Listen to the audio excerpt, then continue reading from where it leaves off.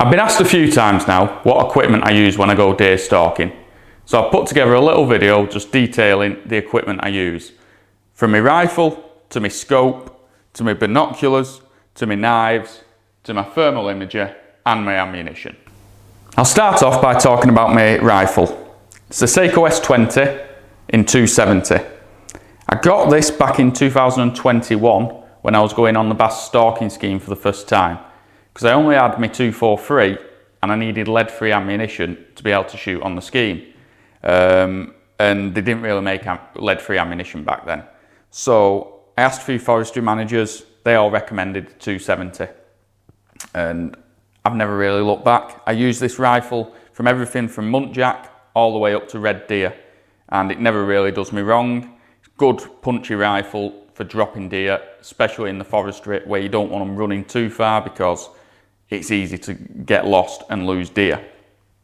As for the reason why I went for SAKO S20, I love full stocks and I've always wanted a SAKO. So I went, looked, these were coming out at the time, they were pretty much brand new. I saw this rifle and I went, that's what I wanted. I've got the adjustable cheek piece.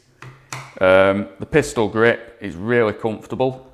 The newer versions of the S20 and the camo, I find their plastic is a lot better grade than these original ones. Not saying that these are terrible, but there is a plastic feel to them. But if you move on to the newer camo stocks, they're a lot more, feel a bit more solid. But again, it's been a great rifle for me. As for my scope, I've got a Swarovski 8x56, 2.5 mag up to 12. I got this with the rifle. I think it was second hand at the time. I got it zeroed at inch high at 100 yard, which allows me to shoot comfortably up to 250 yards without having to do too much adjusting, which is what I like. It works really well in low light conditions, especially like when we're on the fallow and muntjac, where it's first light, there's deer moving, and there's nothing worse when you can see the deer with your bare eyes, you get your scope up and there's just no light penetration. And it served me well, shot plenty of deer with it.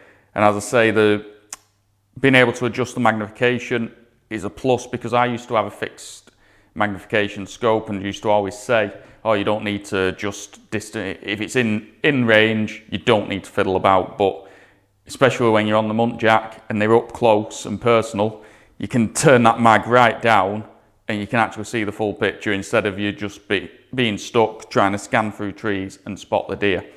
But yeah, great scope, it served me well and I've shot plenty of deer with it.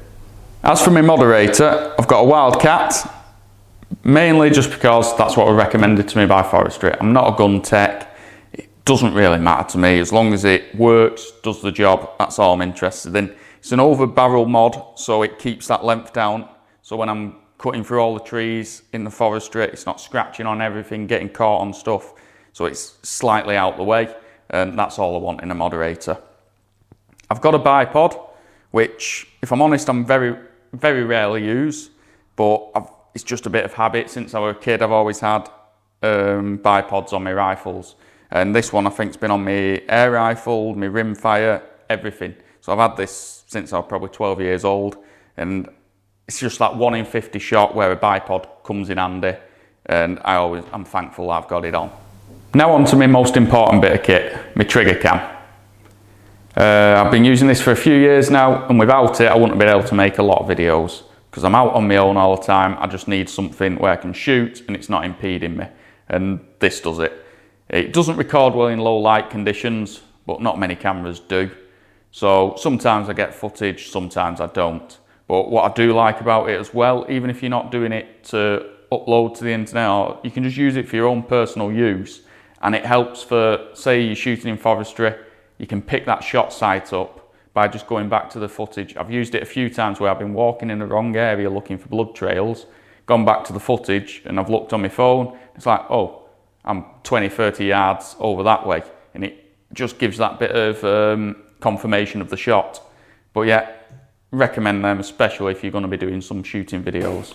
Now, I'm no ballistics expert, but I shoot SAKO blade, 120 grain, lead-free ammunition. I've been shooting it for a while now. I used to use the SAKO TTSX lead-free ammunition, and then they obviously moved on to these.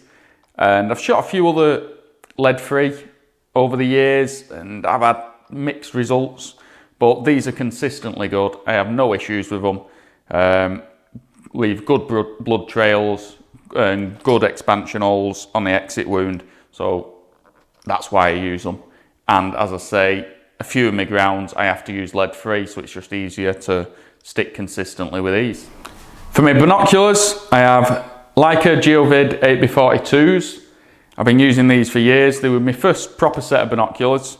The glass on them is amazing. The clarity, especially in low light conditions, and they're very tough. I'm very rough with my gear, as my dad will probably tell you. I don't clean things, I throw things about, and these are still in pretty perfect condition. No scratches on them, nothing. And it's got rangefinder on it, which is essential really for deer stalking. And the main thing is that the weight on them's good. They hold well in my hands, and they're just my favourite binoculars. I swear by them. The thermal imager I use is Pulsar XQ35 Pro with laser rangefinder on it. I've had this probably 2 years now, and it's starting to show a bit of wear and tear because I am rough, like I said before, with my equipment, and that's why I like Pulsar. They are sound made, solid. You can throw them about, you can bang them about, and they'll still work perfect. And I've seen with the Hicks, I've picked them up a few times, and I find them feel a bit more flimsy to me, and I don't think they'd withstand the way I treat my equipment. Not saying that means it's bad equipment, it just means I'm rough. But yeah, I swear by these, and especially with the laser rangefinder on it, it just gives that little bit of confirmation in the early mornings when you spot something out at distance, just so you can work out how much distance you need to cover before taking the shot. For my knives, I've got my Ember Leaf Cael. I got this originally when I was doing a lot of rabbiting, and I wanted a nice custom knife that could do deer and rabbits, so that's why it's a bit smaller than what I find most people use. I do want to try and upgrade now and get a bit of a bigger knife, because bleeding reds with this, I do find it a bit difficult. It's just not got that size on it, but it's a great little all-round knife, and I've used it for many years now, and the edge always comes back on it with a bit of a strop. Never really needs sharpening. I think I've sent it off a couple of times over the years, just for peace of mind, but other than that, it holds its edge well, and especially when I get my dad to strop it for me, because I'm no good at doing that. Then I've got, as you saw in last Roebuck video, one of my Danum blades, naked zippers. These are brilliant. It takes away that guesswork what you're using your normal knife. When you're trying to just open them up, you can just throw this in there and open it all the way up without the worry of busting the muck. And they're a great little knife to have. So I always keep the both together just because they work well together. And I highly recommend these, and they're not expensive, and they're a great solid piece of blade.